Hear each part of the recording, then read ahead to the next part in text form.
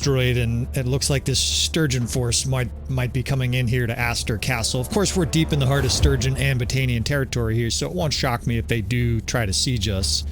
I can't attack them now. Our other companions are a long distance off. We're probably going to have to just get inside the city here and defend. This doesn't really look like it's going to be an epic siege, but as with is common in our campaign, this may not be the only army coming. You can see after that fight with the Battanians there, we're pretty banged up. And the garrison, actually there's some decent looking troops in the garrison we're going to steal here. Sometimes your companions dump nice looking characters in the garrison here. Yeah, I'm surprised actually this Sturgian force is coming in. I mean, we only have 400, I guess. Well, of course, here comes the literal cavalry. 3,300 in this army here of Sturgians.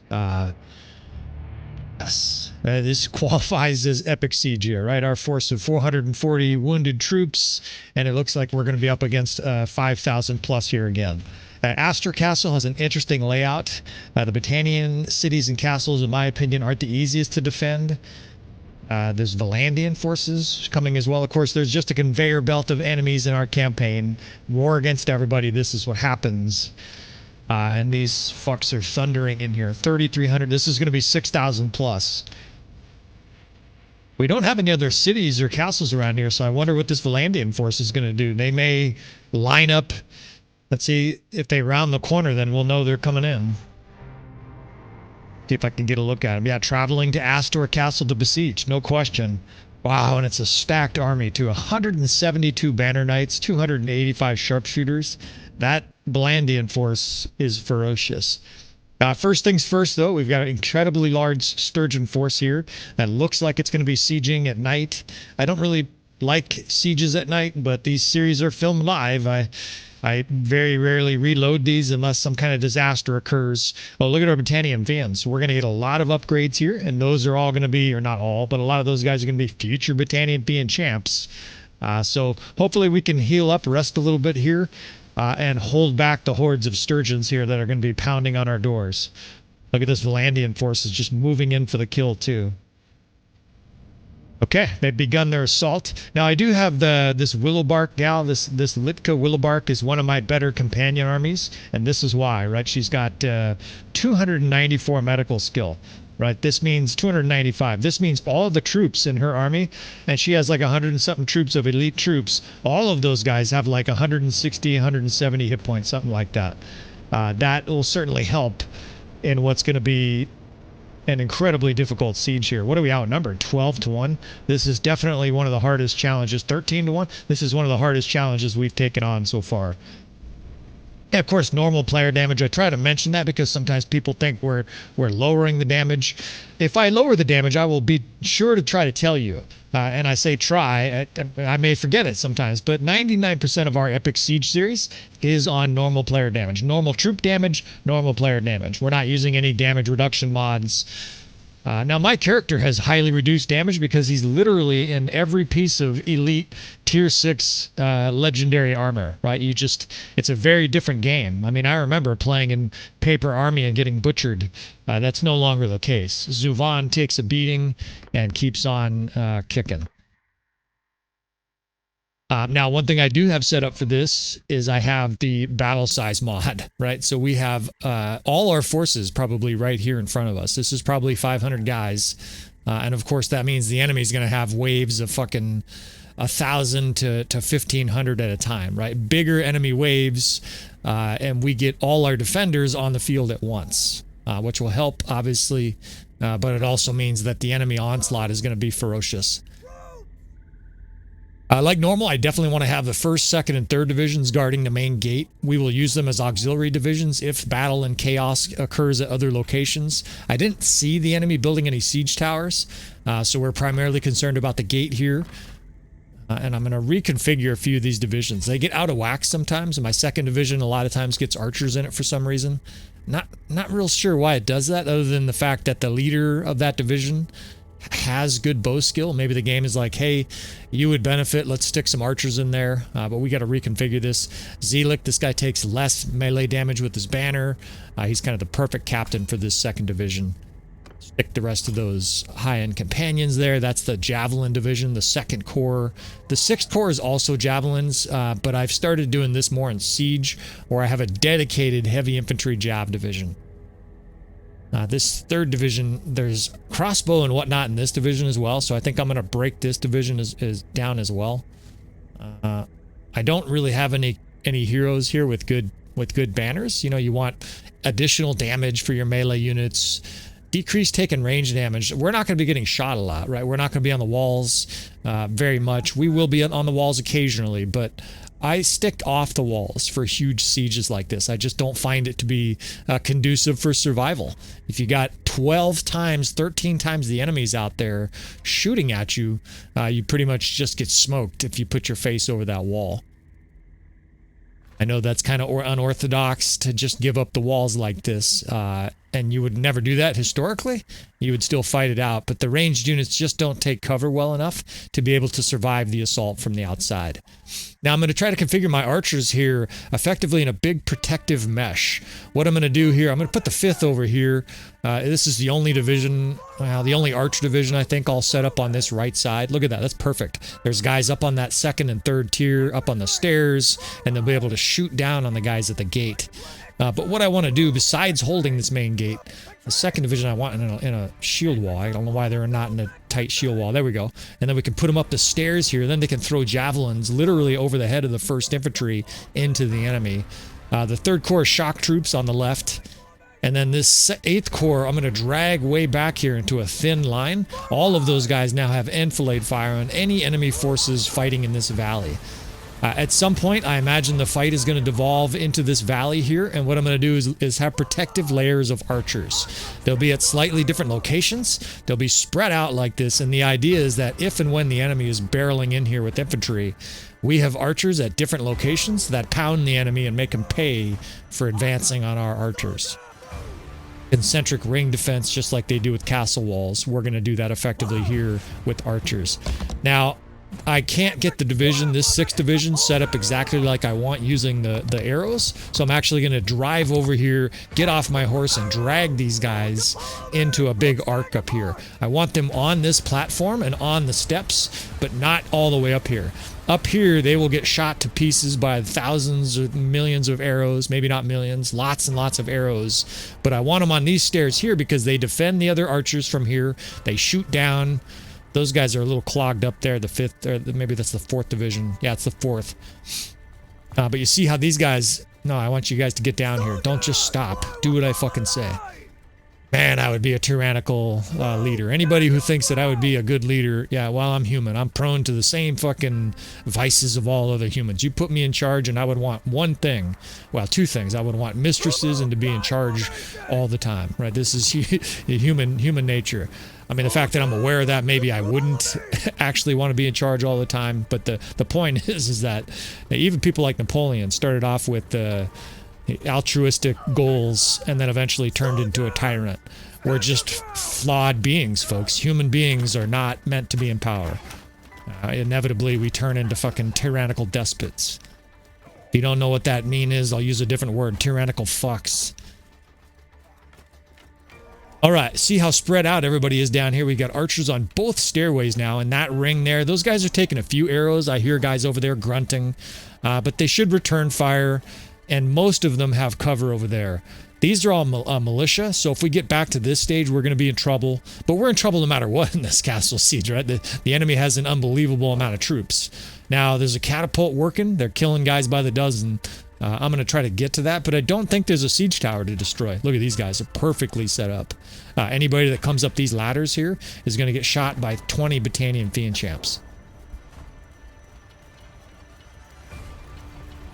Now, it sounds like these catapult guys are safe. Some cities and some castles, for whatever reason, I guess the AI... not the AI, the fucking developer was asleep when they built the castle, or they had a bad day or something. Let's see if I can drill these guys. Okay, this is fucking beautiful. They are absolutely packed on that knoll out there, and we're going to be able to kill scores of Sturgians as they just sit there and look at the stars. Yeah, you just keep on sitting there. You saw fucking 20 of your guys get immolated like seconds ago. Yeah, let's just go ahead and fill the spot where they were. That's real great. I digress. So we won't make too much fun of the AI. It's all we have.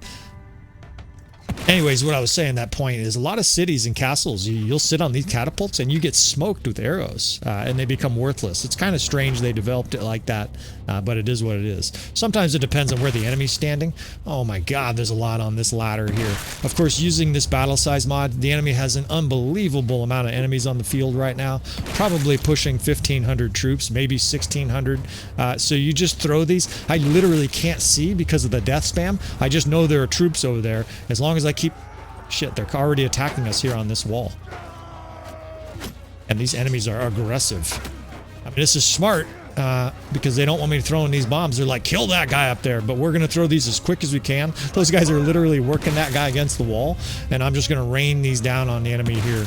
I literally can't see. I just know there's so many enemies there that if I throw these, it's going to kill guys. There's so much death spam. I just can't even see what I'm doing. I can't actually tell if I'm picking up a ball, except the fact that I move a little slower. In fact, I just dropped one by accident. All right, they dropped that guy. We got one more bomb to get off here, and then it's race to the gate because I hear screaming and yelling and combat down there. Hopefully the defense structure I set up is at least going to slow the enemy down here. Obviously, if the enemy just pours through the gates here early on, we're pretty fucked.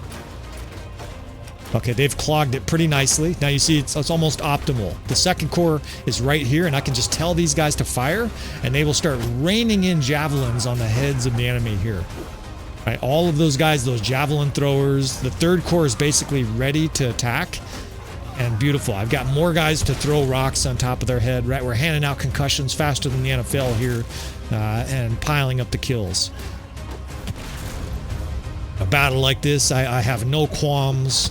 I'm not above throwing rocks. Like, this is the kind of thing that the nobility back in the day would never do. That's why they always had a sword and despised people who fought at range. Like, your nobles actually didn't use like a bow and arrow and shit like that most of the time in the medieval era because they felt like it was ungentlemanly, unknightly. Just like initially people who, you know, artillery were almost always sort of your looked down upon units on the battlefield. Only like with Napoleon and the rise of really critical artillery that you started seeing more and more officers starting to command artillery. All right, third corps is sent into charge to close down that, to vice the other side of that, because we have an unbelievable amount of Sturgians to kill in this battle, right? This is, what was it? I can't remember, the 6,500 or some fucking crazy amount. I'm going to jump down here. Fuck it. I've got plenty of health. I'm unharmed so far. We're young. We're virile. We're feeling good. We're wearing legendary armor. Let's weigh in, or let's wade in here with our troops.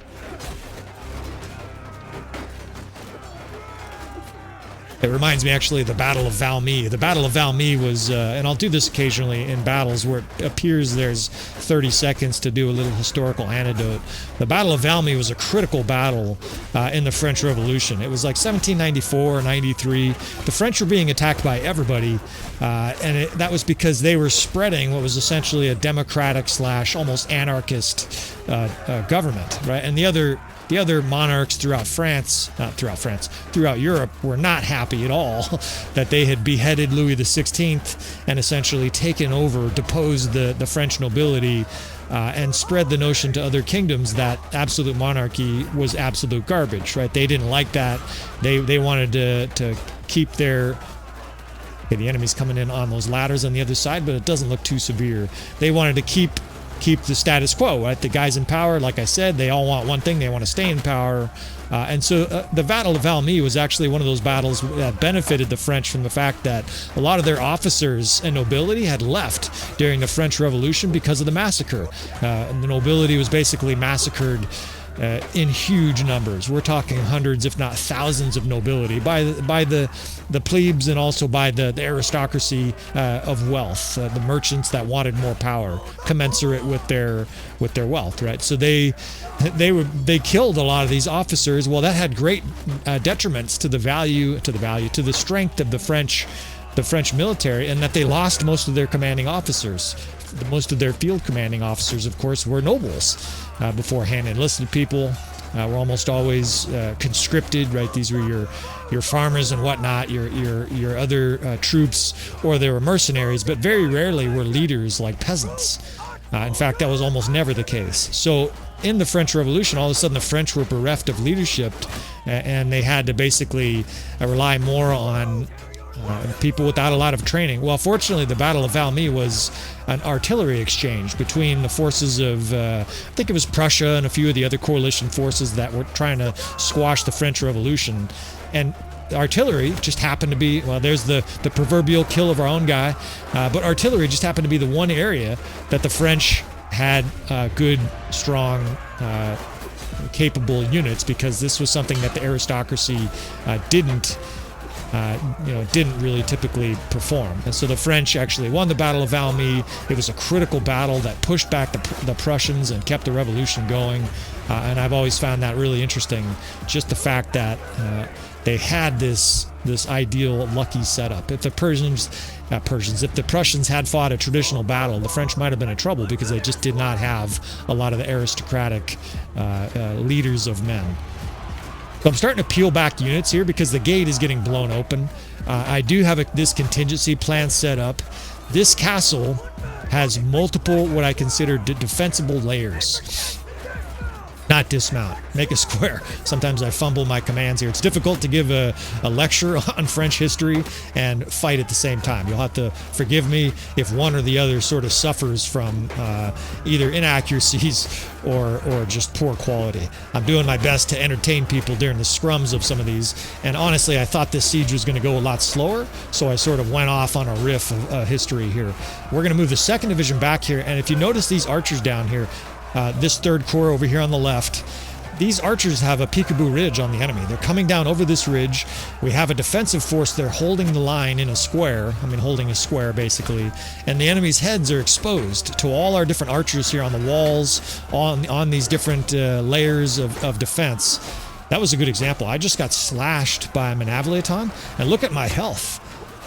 I'm at 85-90% still. I remember back in the day, that would have been a quarter of my, or half of my health even.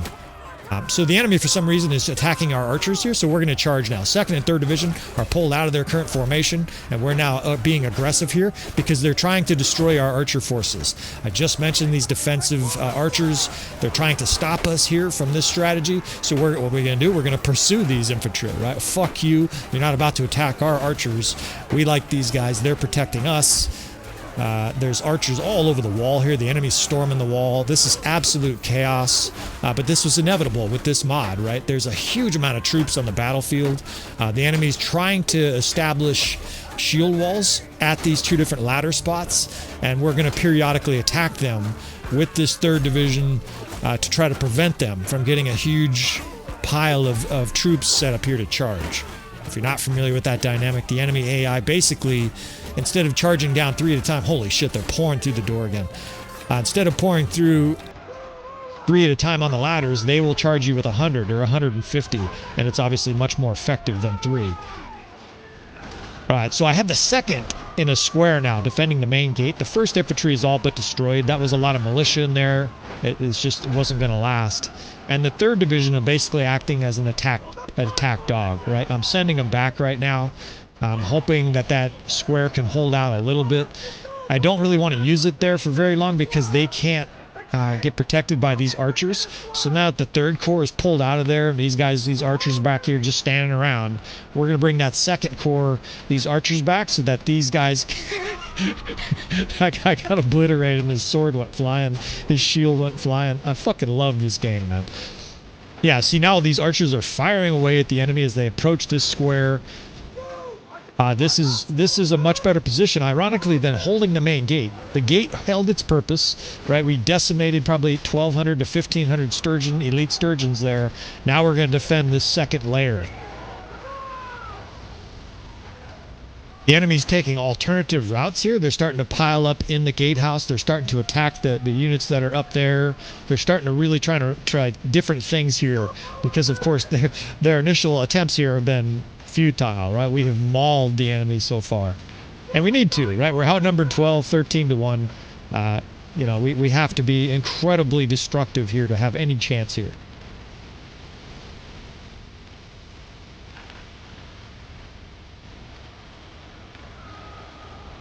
8th Corps is holding this upper ridge. You see what's going on here. It doesn't really matter what the enemy attacks. Now, if they attack everybody at once, then it's going to be difficult for us. But if they choose one of our different archer tranches here, we've got 5 different groups out there shooting.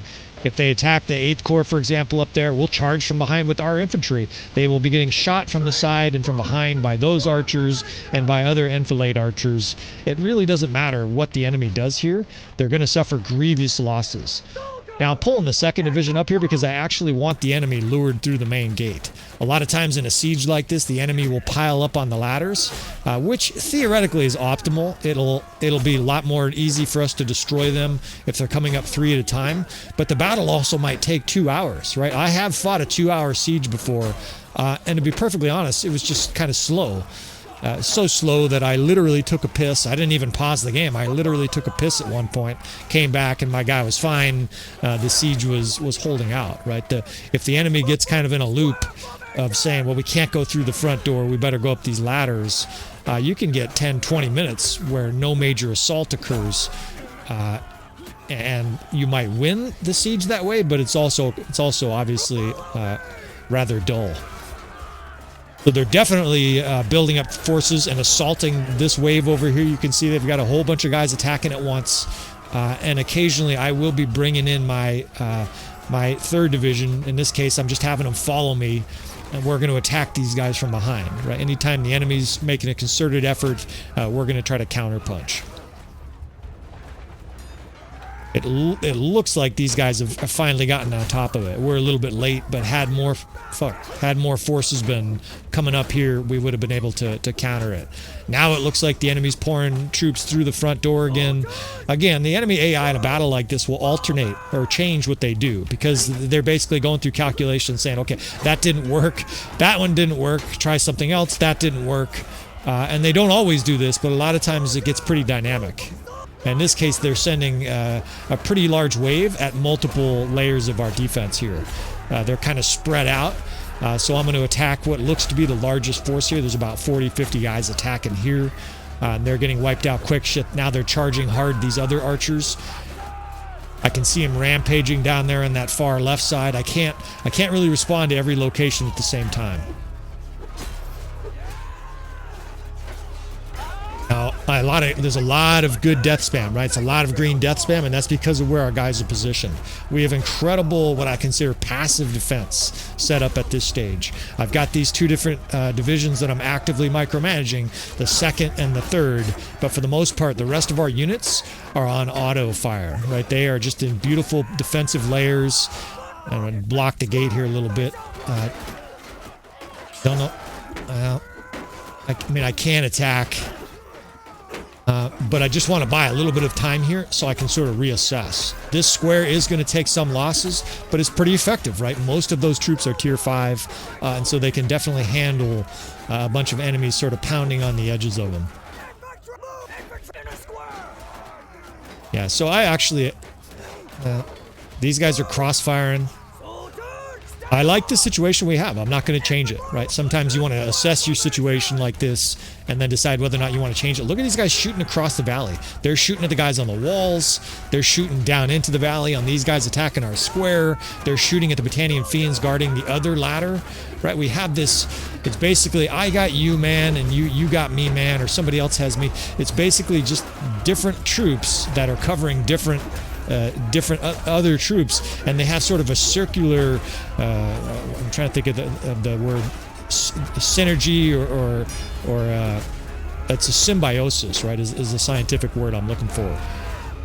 Another wave's pouring in here. It's fucking starting to become heavy shield walls. We'll send our 2nd Corps up. I've got this 3rd Corps, but it's pretty diminished.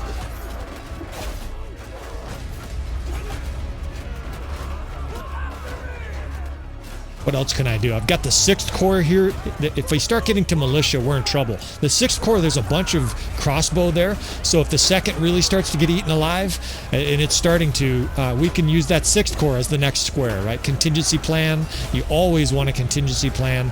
Preferably, you want a contingency plan on the contingency plan. In this case, we're charging with this 8th Corps because the enemy allowed themselves effectively to be flanked there. They charged in hard, we kited them with the 2nd, and then this 8th Corps is told to fucking charge. Now I'll retreat, have these dogs of war go back to their original position, and wait for the next move. This is very much a dance with the enemy. They do one thing, it's like a boxing match, right? They lunge in with a roundhouse, we juke, body shot, and then give them a bunch of jabs before our next big blow. Okay, this is a huge wave and it's attacking in every single direction. They don't seem to be attacking a specific direction, so we're going to jam up the street here with this 2nd and prioritize based on where the majority of these troops are going. God, it's a fucking big press. Let's get this 8th Corps pulled back. If they're too far forward, then the other archers can't help them, right? Back here, I just saw an arrow fly over my shoulder, in fact, right? If we can use these other archers to protect us, then we can achieve a kill ratio necessary to win this insanely hard defense. Now that we're deep in here, charge. We charge, counter-attack, counter-punch, try to knock the enemy out. We've got fire coming from our side from the other archers, and the enemy is just wilting away, right? They charged in and just got obliterated.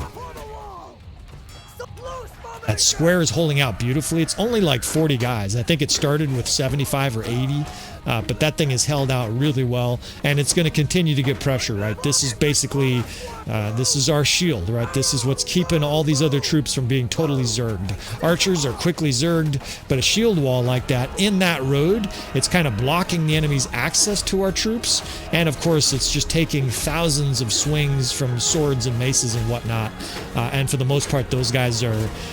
they're not dying, right? I don't see a lot of death spam from that division. Now, here's something to remember, and this is extra nasty, right? Strategically, tactically. Some of the units in the army right now that are running around this battlefield have like 200 hit points or 180 or whatever because of that companion I showed you earlier, Litka, Willowbark, or whatever the fuck. She has lots of extra hit points for her troops, and so these troops holding up a shield with extra hit points, you know, they're obviously mortal, but man, are they tough, right? These are tier 5, in some cases tier 6 units. I mean, they're tier 6, so there might be. We might have, I don't see any, there, Asarai Vanguard Ferris, there's a good example. That's a tier 6 unit who might have an extra 60, 70 hit points holding in a shield wall with archers pounding the enemy from the side. This is basically a recipe for slaughter. Now the enemy again is piling up on the other archers over there, so what do? We respond. I'm a first responder by nature. I'm an emergency responder, firefighter. We come in on the enemy. We're going to barrel in on these guys attacking our archers. Those archers have a nice defensible position there. Well, I almost showed the status bar with the finger fuck. I typically try not to do that. Okay, we're being cut off by even more forces coming in here. Let's put them in a square, that way those guys are protected. These archers here are just murdering troops coming up the walls. This 5th Division has been incredibly resilient, and there's probably some units in that division that have extra hit points. So that perk that you get at 275 medicine skill, Zuvan will probably never get there just because of how I spec'd him out. But those people who do have like 300 plus medicine skill, your troops are basically badasses.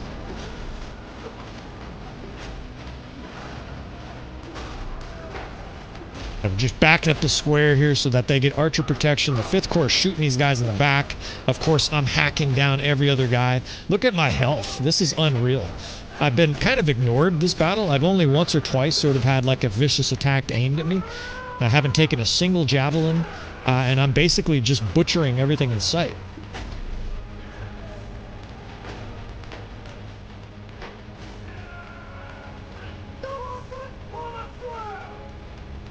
Now the enemy waves are coming in, I would say 200, 300, 400 at a time. It's interesting, they're not sending in 800 at a time or 1200 at a time. In the past, with the battle size mod, I've had unbelievably large waves of enemies. This is more like half the normal side, and I think that's because the enemy's committed to using the ladders. They've got a bunch of guys up there just holding a shield wall. Presumably they're waiting until they have enough guys there they can charge with the rest of these troops. But I think we're picking them off enough that they're not getting very effective charges, right? They're charging with 50 guys or 60 guys into just an absolute maelstrom of archers, and it's just not working for them, right? That side over there, they've wiped out the 6 that was on the walls. Those guys are all dead. But the rest of those troops are doing really well. All right, flanking again here, right? I've pulled that enemy further down the hill. We're now dragging the 8th Corps up here. Why? So that we can shoot these guys in the back. They now get beautiful line of sight. The enemy troops are getting shot in the back one after another, and they're melting away, right? The enemy's now starting to get down to tier 4 and tier 3 units. I want to say we're winning this siege, but I don't know. I think we're winning this siege. The enemy, of course, just seems like they're never ending. Let's get these guys reset.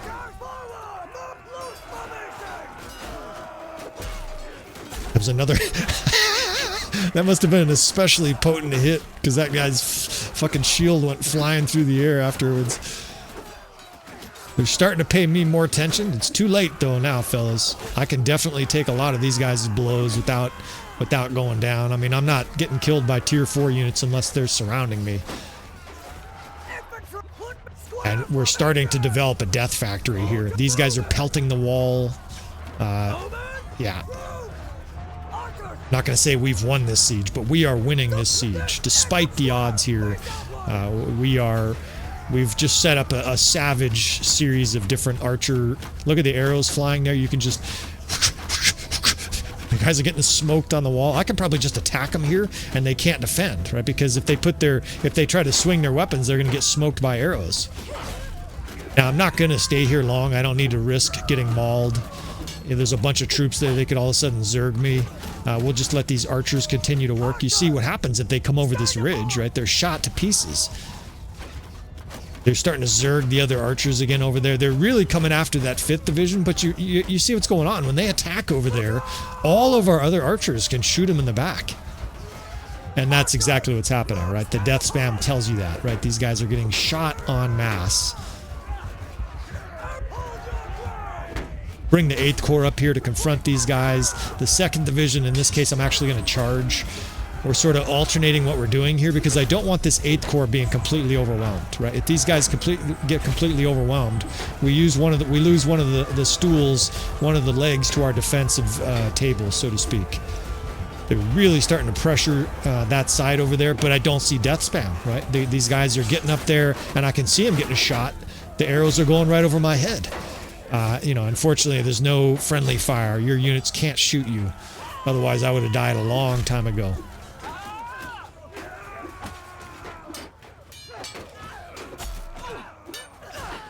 It is never-ending enemies.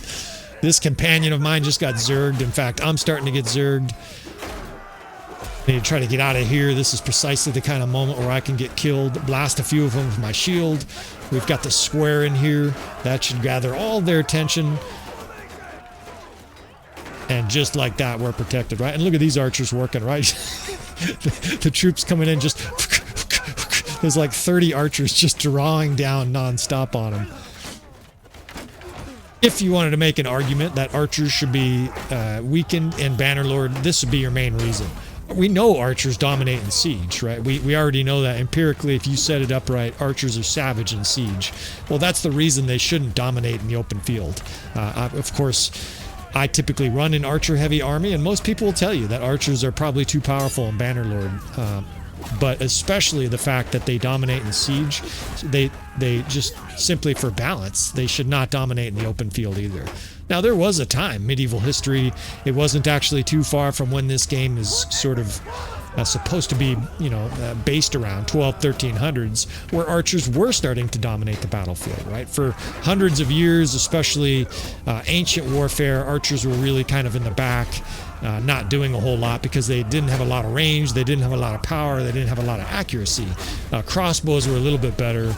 I don't know exactly when crossbows were developed. The Chinese were way ahead of other nations, I think, other kingdoms.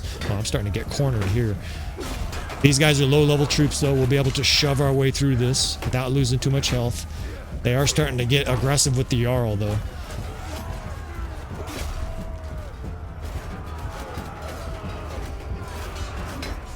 But you think of like all the famous battles where archers really were potent. Crécy, the Battle of Agincourt.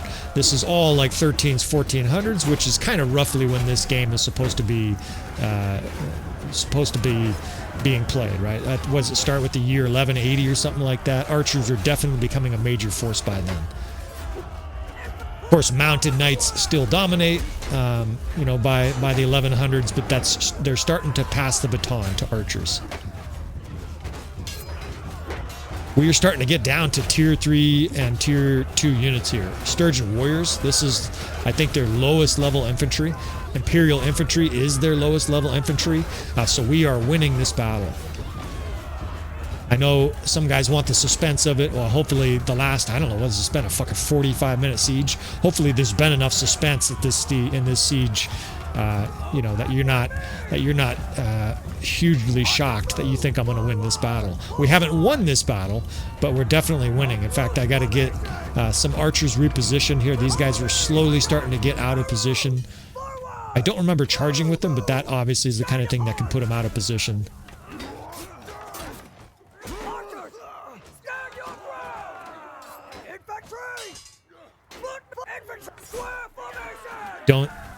What happened here? My infantry division go out the gate? It does appear that way. So my infantry were a little overzealous on one of their charge attempts and went out the gate. That's not good. Can't seem to get these guys set up exactly like I want them.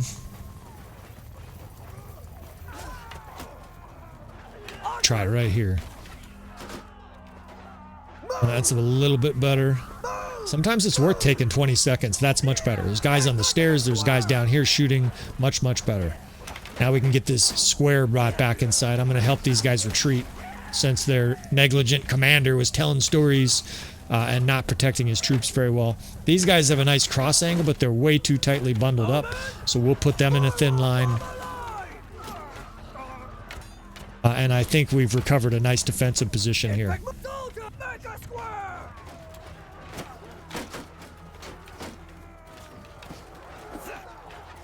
Now the enemy's really coming in drips and drabs, and I think what's going on is there's probably hundreds of guys on both of the ladders that are just waiting for their turn to come up. Instead of zerging through the front gate, which would probably be better, they would also suffer horrendous losses because of the death trap we've set up here. But I think... Oh, I know. Let's see what's going on. That's why they're not coming in. I've got forces that are right outside the door here and trying to hold a square, and they're trapped.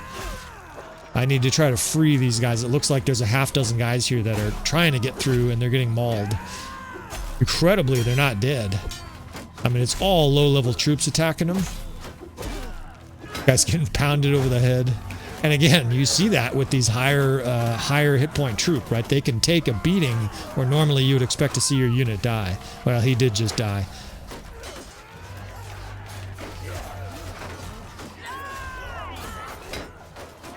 This square here is starting to get small. This is down to about 25 guys.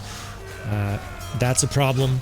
Again, we have these other units we can use in the square, but the war of attrition is starting to really take its toll on us too. Right? The enemy is down to tier 3, tier 2 units for the most part. I just saw tier 4, and there's totally zerging the other side. Some of these are tier 4. Oh, this is bad. The 8th Corps is getting fucking mauled here. We just have to behead a few guys here and change their mind.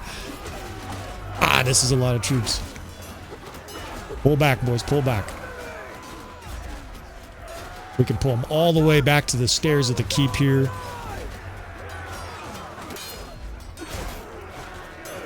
I'm just basically trying to hold back this tide of enemy.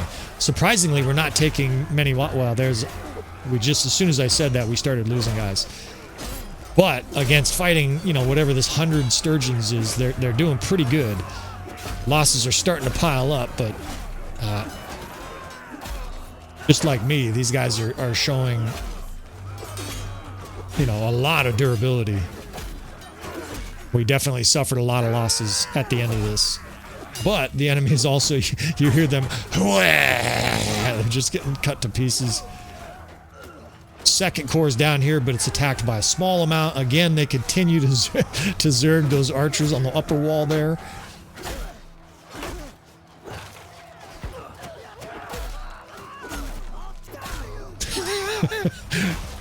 You bastard. Of course, bastard, that was the ultimate insult back then. You weren't supposed to get, you know, you weren't supposed to be born out of wedlock, right? Then God would throw lightning bolts at you or some other shit, right? Apologize if people are highly religious. But that was all just That was the church basically trying to control everybody, trying to get them to pay their tithes, right? They had to pay a fee to the fucking local bishop in many cases to actually get married. So it's just another way for them to extract money from the poor. Oh shit, it's a Zerg, but these are recruits. These are the lowest level units. So the enemy really is in a bad way here. Well, it's weird. They're mixing in. There's like tier 4 mixed in here. Normally that's not the case. And this is a huge wave. All right, what can we do here? Let's pull back one more layer here.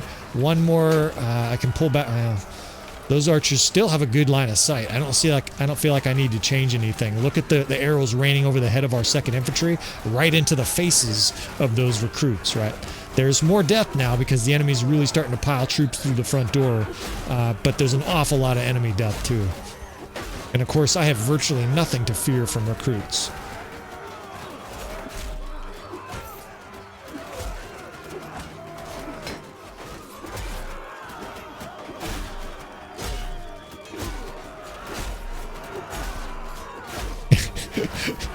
It's just chopping wood. 2 guys killed with every single swing. Let's pull back one more small distance here. I've got archers now on both flanks.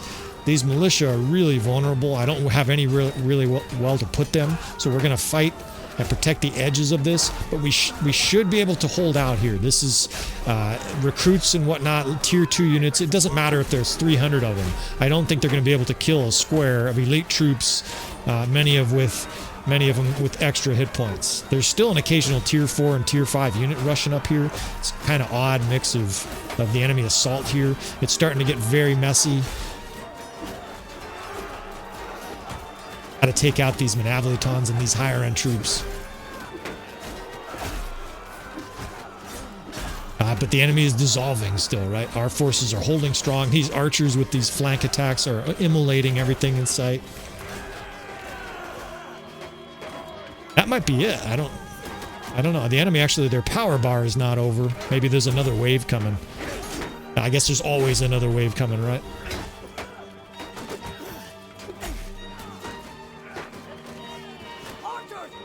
So I see it. They have 600 guys here on these ladders, and a lot of them are archers. They will be bundled up into a very tight configuration. That might be something that we can attack. It's interesting. They're tier 4 units here, tier 5 units, intermingled with their recruits.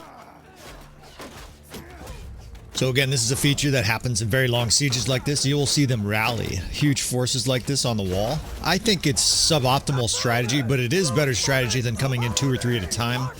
You can see they have, I mean, it looks like 50 guys here, maybe a little bit more. And what they tend to do is when they get to a certain number, some predetermined PC, AI number, these guys will all charge, and they try to do it with the charge at the gate. The problem, though, is, of course, they have archers mixed in there and other units without a shield. So we're going to shoot these guys. We've dragged an archer division up here. We're going to shoot them, and then we're going to charge. We're basically going to try to prevent them from this tactic before it even gets born. This is like a retroactive abortion to their strategy. I'm not trying to destroy all these units here. I don't want to wade in here and get mauled, but I'm definitely just going to cut down these guys' number, and then we're going to assess the troops that are outside this citadel. There's a large number of troops that are on these ladders trying to get to these spots, and we're going to try to deny them that. Now, again, some sketchy AI. These guys are basically just taking it like an MMA fighter who thinks he has a bad chin, a good chin, rather. These guys are just standing there instead of charging us, instead of doing something more dynamic. These guys are just allowing us to obliterate them with arrows. They got a lot of shields, but you know, if your archers have unlimited arrows, which your guys do in a keep siege, eventually you will pick those guys off.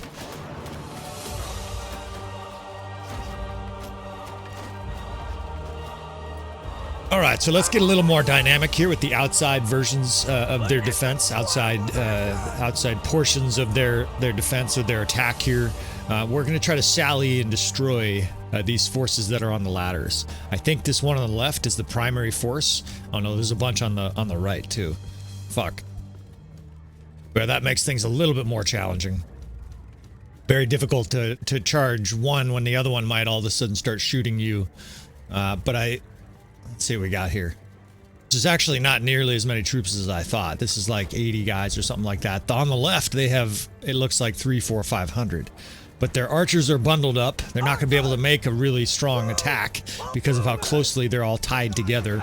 You know, they jam in together to get onto the ladders as fast as possible. And of course, that's not optimal for shooting as archers, right? A lot of those guys are going to be way too tightly packed to really counterattack our offensive here. And of course, we're going to use tactics. I don't think it would really matter how they did this. All right, so this right side is charging us. We charge with our infantry, and we're going to spread these archer divisions out fast. I don't think the AI is anticipating stuff like this. This is not something that the AI is really designed to handle here. But a human player would struggle too. You would have to break units off your ladder, and unfortunately they're mostly archers, right? So as long as we could get infantry sent towards them, they would be fucked. Now half of these guys are literally just standing there. I finally took a javelin there, but it was a low-level guy here, one of these brigands. If we can get through this force here, we're going to attack that other side. Now, archers are going to be shooting both sides. We've got about 100 archers now, maybe a little bit more that are streaming out here, and those guys will be shooting both sides. You can see there's Battanian fiends still left alive. So the machine gun fire has started here, and a lot of these guys are sitting ducks. Look at their archers. There's a handful of them kind of shooting and charging our direction, but most of them don't have any idea what to do, right, other than get killed. It's a fucking butchery. 120. We've got quite a bit more troops than I thought. Whoop. We get a little pause there as the AI is trying to figure out, it's sending some guys our direction. Well, that ain't going to work for you. There's more reinforcements coming, but the enemy here is choosing discretion as the better part of valor, right? They're out of here. Look at their corpses are like being thrown over the ladder by our troops. And as the sun rises here on this incredibly long siege defense, we've been blessed, right? We are victorious here. That was a grueling siege defense. Trying to run out here to see this sunshine. Of course, we have the time pass mod loaded. That makes for this dynamic lighting, right? So right in the middle of a nighttime battle, or, you know, in a stage of a battle, you get this sort of misty fog sunshine coming up over the ridge. It's a really cool effect. The enemy looks like they have a handful of cowards here that are running from some location. We're going to chop some wood here. Mostly because I'm a sadist. Like, we like a little gratuitous violence. Oh, they turned to fight. How funny. Well, they're going to get butchered. You guys should have kept on running, man. You guys are never going to see that toothless wife and your 8x10 hovel again. Get dismembered. There's actually a lot here that are fleeing. But the enemy will flee in situations like this where they are mangled so bad, especially on a kill ratio, that the AI just says, you know what, we can't win this. And it flees, right? Their morale breaks. And they're out of here. Kind of like what the Spartans tried to do with the Persians. They tried to demoralize them by just killing them in such large numbers without suffering losses that the Persians didn't want to continue. So I inhale, take a deep breath here. 6,200 plus defenders put into the dirt here. No wonder they ran. The rest of them ran. And we're down about 400. And the question now comes, does that incredibly strong Valandian force come to siege next, right? This is not the first time this has happened in my deathmatch campaign. Very frequently, multiple kingdoms will attack. Look at the Fiend champs, got 1,800 kills out of like 70 Fiends. So those guys, everybody knows they're powerful, maybe all powerful, maybe too powerful. In any case, until that changes, we will use them. Did have a companion here, a long-term companion, get killed in this battle, but you know, she talked back to the Jarl a few times, so we won't overly grieve the loss. Now look at this, my finger's already sore, and I've got to click through like 50 lords that we've taken prisoner in this battle, right? It's like the entire realm of Sturgia and a bunch of mercenaries. Come with us, right? 4,500 prisoners, right? We could load the prisons to bear. And again, this is a force of what, about 450, 500 troops defeating a force of, I guess actually we had a little over 500, defeating a force of 6,000 plus, right? And of course, lots of injuries. So again, the big concern is now, what does that Valandian force do? It's not just that we're injured, it's most of our elite troops. Of course, your elite troops tend to come out early on in a battle like this. And so if we do get attacked, we're not going to have as many elite troops healthy as we did for this siege. We get some nice loot here. A masterwork drill two-handed axe. That's a pretty nice axe, but I have better, quite frankly. I know you guys out there would love me to, like, you know, somehow wire this over to your account. Doesn't really work like that. I'm in an ultra late game campaign, and so loot like this is just sort of par for the course. All of our companions are loaded for bear. All right, well, hopefully you haven't gone anywhere. Sometimes I'll split these episodes up into 2 episodes. I'm not sure what I'm going to do here, but I'm going to keep recording, and we've got another battle on our hands, or at least probably another battle on our hands. We got a little auto save going on here, and we'll see what's next. Yeah, so almost 3,000 Valandians, and our force, of course, is greatly diminished here. And look at these forces. I noticed this as they were coming in. These Valandian forces are absolutely stacked. I mean, that is an incredibly powerful force. 285 sharpshooters. The other one has 117. So these armies here are... It's a smaller force, so at least so far, because there could be more around the corner, but it's a smaller force of Valandians, but these forces are much stronger than the Sturgian forces that we just fought. And unfortunately, right, look at how banged up we are. Now, I got a couple thoughts here. There's a couple things I can do to try to heal faster. The garrison itself will heal as long as you have food, and in this case we do. So what I'm going to try to do here is put some elite troops that are injured into the garrison, and hoping that they heal while my party units heal. I'm not getting any help anytime soon. My companions are a long ways away. And here's the other thing I can do. This gal here, this Litka Willowbark, is one of my better companion armies for leading armies around. What I'm going to do here, that's too many. What I'm going to do here is I'm going to dump some of my best troops on her, both to heal, but also because they'll have more hit points, and I'll explain that in a second if I didn't explain it earlier in this episode. This episode has been so long. Yeah, you can see my stats here. I don't have high medicine skill, but she does. She has this 295 medicine skill here, and that gets these troops lots of extra hit points. What is that? Extra 45 hit points plus all the other perks that she has. They also will heal faster because of this perk. So what I'm hoping is that between dumping some troops in the garrison and dumping some troops on her, before this Valandian force gets off a siege here, so to speak, we can do some dramatic healing, and it's already starting to work. Look, let's see, the garrison is already starting to heal, right? It was one guy, and now it's at 31. It's healing fast, actually. So this is great. This gives us, look at her whole force is already healed. So that shows you the power of a very high healing skill companion member. My forces, of course, are not healing, right? The units that I have, I should have given her even more troops. I don't have that good a medicine skill. Okay, well, that didn't take long. Valandia is next up here on this conveyor belt of destructive enemies attacking us here. We did get one fire catapult built.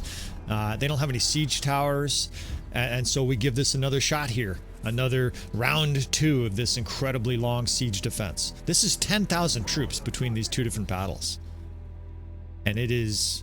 There's lightning, there's thunder and lightning and rain pouring down. So here's your Helm's Deep equivalent, right?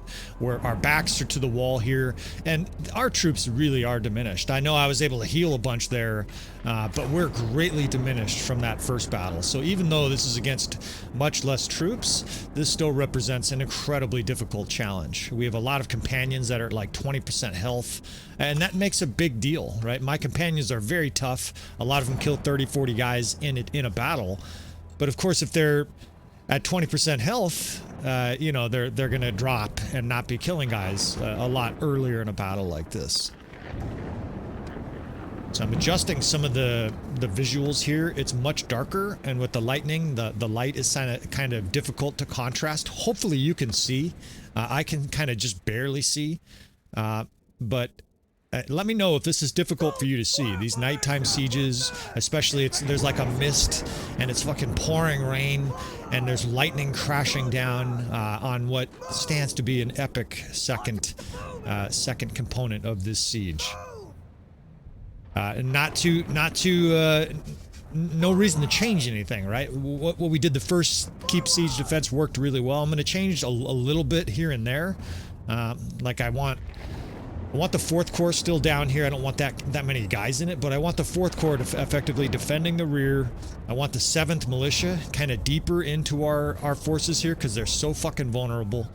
Actually, might use them on the ramparts over there.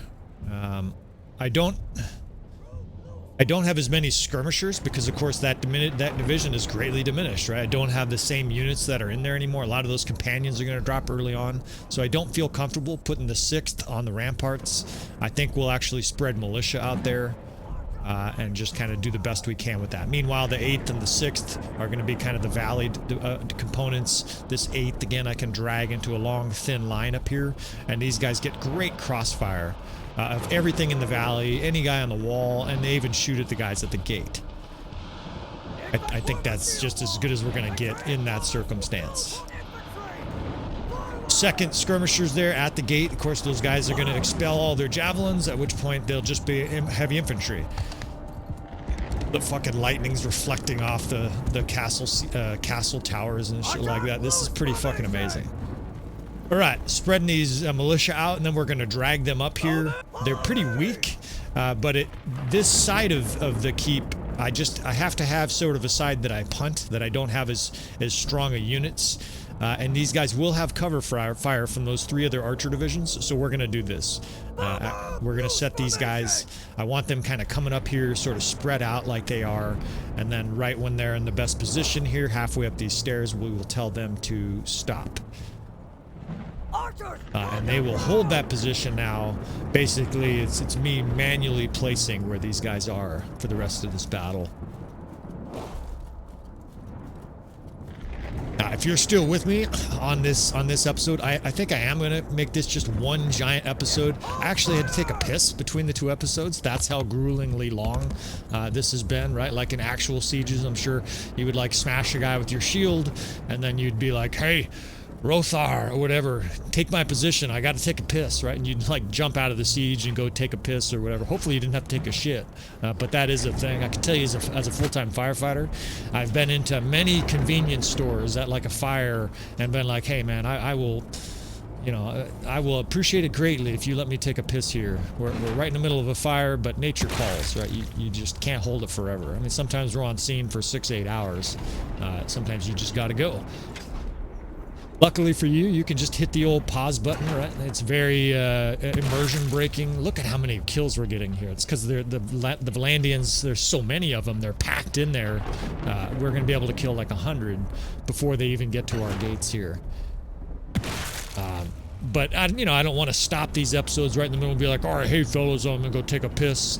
So I will try to sneak it in, and then hopefully with the little fancy editing, apart from me telling you that I took a piss, you won't notice.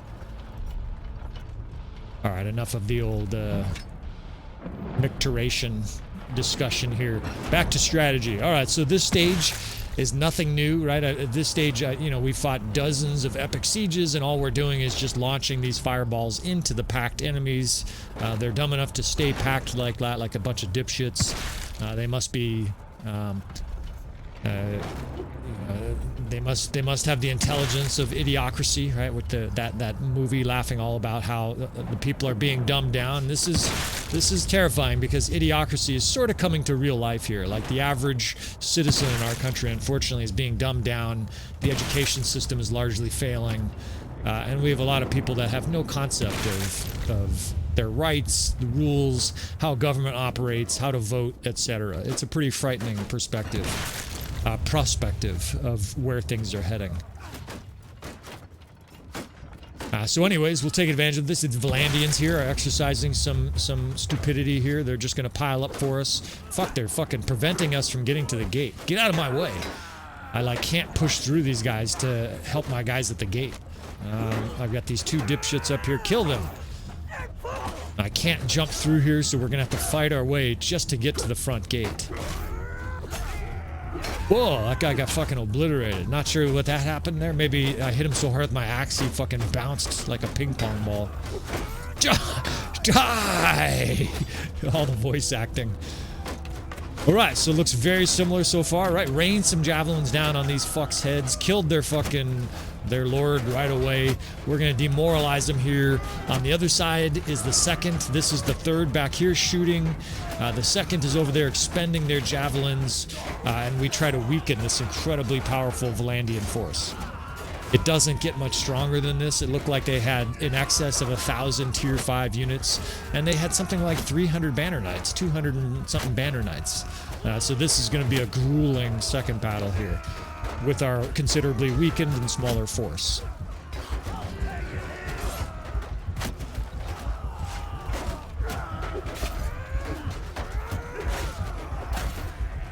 Now, I was able to heal some as well. I have like 3/4 health too, so we're in really good shape. As far as the Jarl has a nice new bag of javelins. I guess he goes in, and takes a piss, and acquires a bunch more javelins for this second stage. So at least from that perspective, we are good to go. That's one of the nice things is after a keep siege, of course, you reload all your javelins. Your archers have unlimited ammo. It would be nice if there were javelin barrels or if there was a rack where you could go run and get a bunch more javelins, but maybe we'll have to wait for the modders for something like that.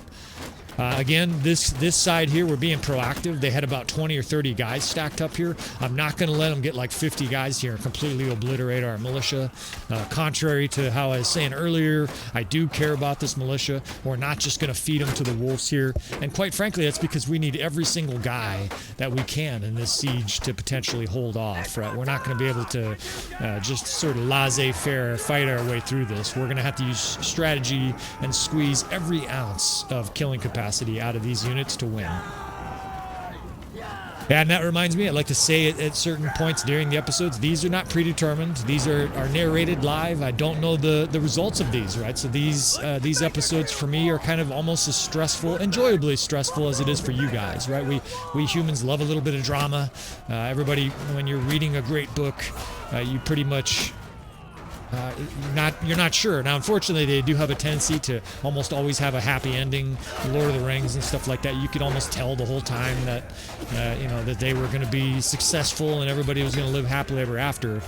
But in these episodes here on Tactical Enlightenment, you're never going to know because, frankly, I don't know. And they're, of course, incredibly difficult challenges, right? With our weakened army here, we are fighting an unbelievably strong force of Valandians here.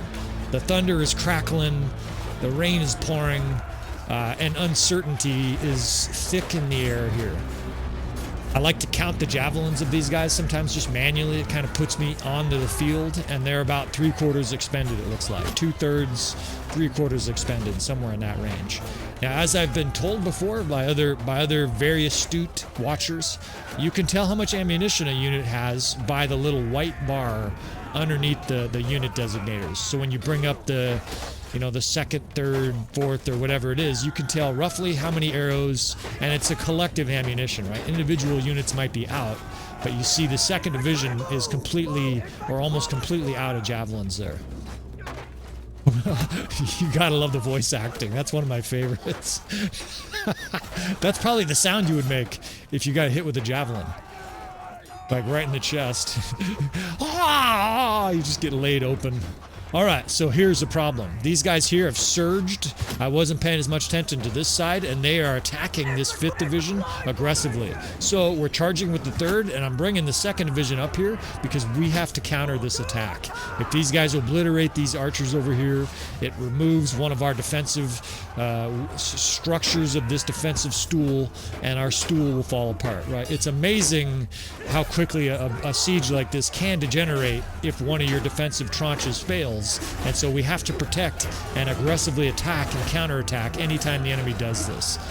3rd is in here. The 2nd skirmishers, they used to be skirmishers, heavy infantry's in here with me, and we're going to join this 5th Corps. It's a lot of Battanian Fiend champs in killing the enemy and protecting these guys.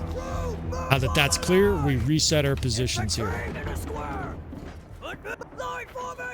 The lightning and thunder is pretty epic. Let me know what you think about that. It's very random within the game.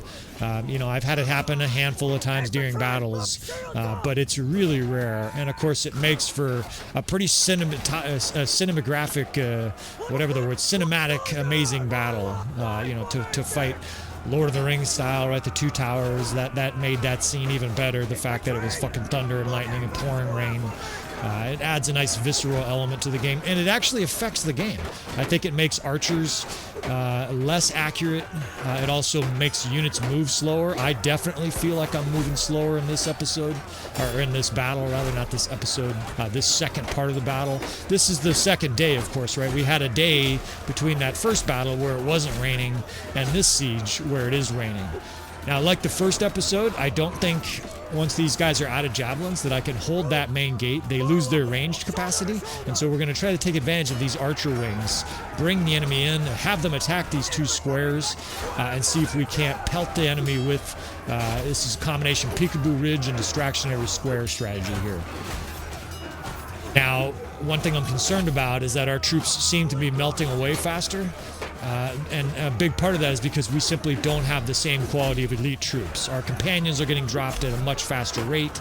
They're highly nerfed, so to speak, because they no longer have their full health bar, right? I see way more death spam in this battle than I saw in the first one. It's making me very uncomfortable at this stage.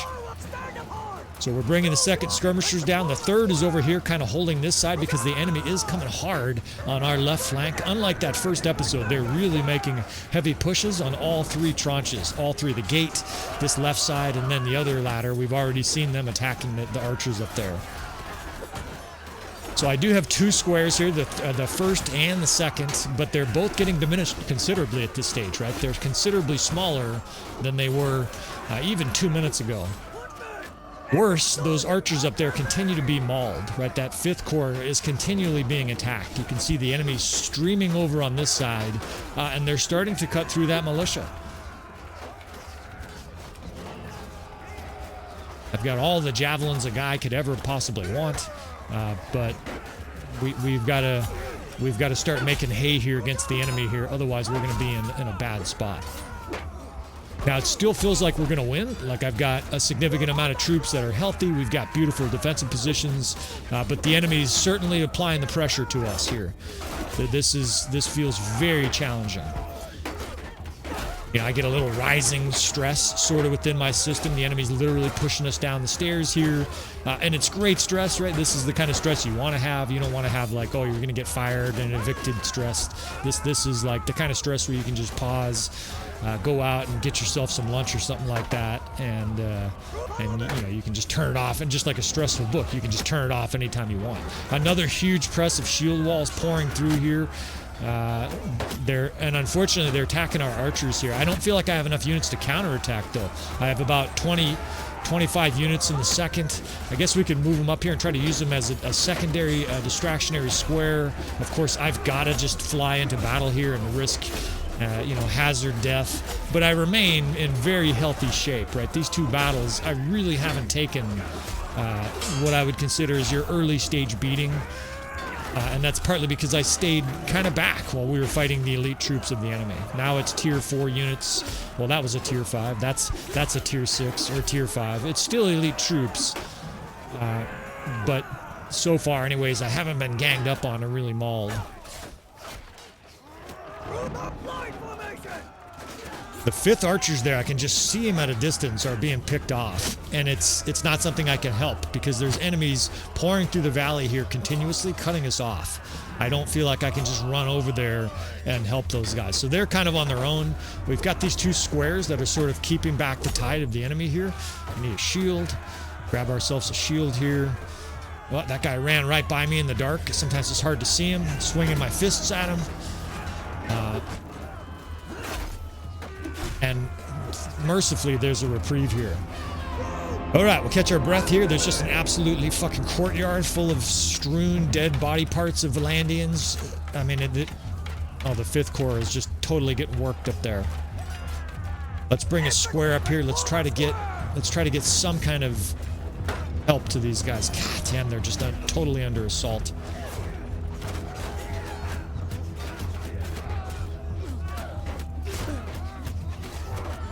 Oh shit, I think they just got steamrolled. I think a huge division just poured through there.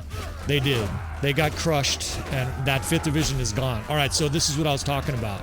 Now, can we handle this onslaught without the crossfire of those 20, 30 archers up there? It's surprising how much they help, right? We're down basically a crossfire division that was shooting a lot of these enemies in the back as they came to attack us. Now we're deprived of that protection. What can we do here with our units? What can we do strategically to try to counter that? I do have crossfire from 2 different locations still. The enemy's now starting to come back down this ladder from behind on us here.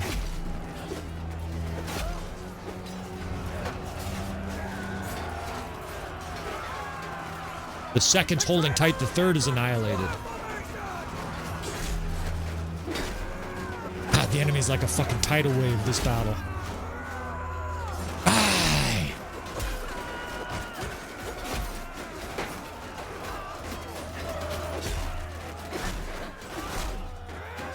The lightning is flashing. And of course, this is their sharpshooters. I see tons of barn doors. That's what I call their giant fucking pavie shields. They still have sergeants and shit like that in here. This is incredible. This Valandian force is literally... Oh shit, I finally took a blow there. This is like one of the strongest forces I can remember fighting. They're swarming this square. I might have to pull the 6th up into a secondary square here. This square is just not going to last forever. But that also deprives us of one of our archer tranches. Behind me, I think that 8th Corps is in trouble. In fact, I don't see any. I think the 8th Corps is annihilated too. This is such a heavy enemy press here. And this is also, you know, we're using the battle size mod. So all of this difficulty on top of it, the enemy probably has 1,200 to 1,500 units on the screen right now, right? So it's a literal cascade of enemies. They are packed in there as tightly as they can be, and I can't see the end of them, right? It's just enemies as far as the horizon goes. And this square is starting to melt, right? This much pressure on a square. They're shooting at it. The guys are surrounding it. Can only hold out so long. So we are in definitely a death match right now. We are in a fight for our lives. This 6th division, we're going to have to do this. I do have about 50 guys in the 4th. There's a handful of militia left. We're going to have 2 squares and 2 archer divisions, and one of the archer divisions is militia. How do you think that's going to go? This is going to be extremely difficult. I've got no choice, though. The 2nd is almost destroyed. In fact, we pull them back. We might even use them offensively. These guys, they just killed the militia. So the militia's gone, too, now. Of course, it's still sharpshooters. Kick that guy to death. Gonna have to split some more skulls here. God, it's just a tide of enemies. The 4th Corps is still withering fire. I still see the arrows. Even in the dark, I can see them fucking whining over my head, whizzing over and skewering guys. But now our 2 squares are under like the most ferocious assault they can possibly be under. It's fucking thousands, literally thousands of enemies attacking right now. This square's down to like 6, 7 guys. I see some companions in here holding out with me. But it's definitely degrading into a very bad state. I'm fucking stuck. They're pushing me against the wall here. I might have to join the 4th and pull this square down closer to us. At the same time, the enemy could break at any given point just because of the beating they're taking, right? They're suffering. Look at the screen. It was almost entirely green when I looked up. They are taking a beating, and at any point they might flee. So this really is a battle to the death here.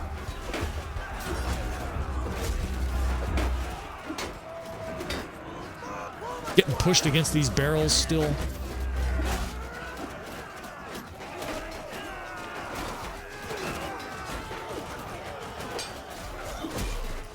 Look at how many enemies are. The whole fucking courtyard, all the way up to the gate, is all enemies. That is unbelievable.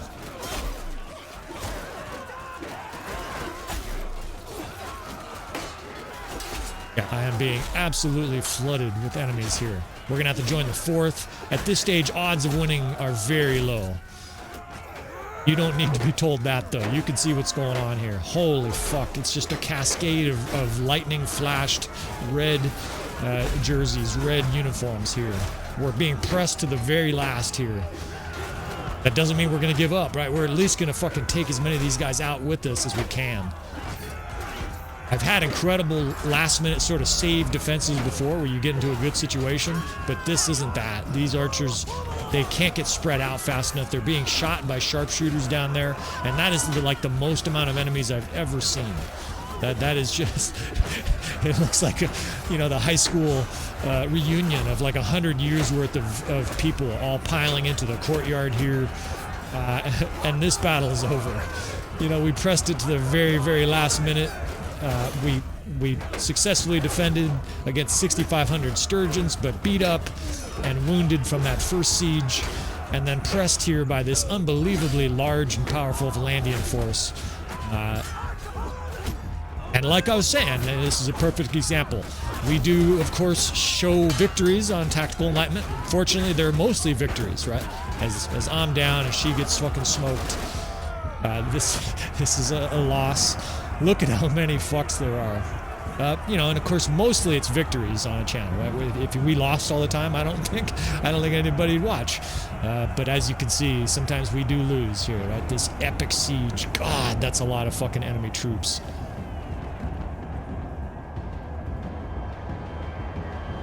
And some days the bad guy wins, right? I mean, look at our forces, though. We had 400 troops, and we still took out almost 1,900, right? So we put a major dent into their force. As you can see there, actually, they have 1,289 guys that are on the field still fighting, and probably all of those guys are actually still on this battlefield. So, failure in this epic siege episode, although if the purpose of this is entertainment, I would imagine you guys consider this a success. That was probably highly entertaining. It was incredibly fun to fight with the lightning and the thunder. There's a lot of strategies and different tactics that we put into play there. Of course, we lost, so we didn't perform as well as we'd wanted to, but under the circumstances, I consider this a win.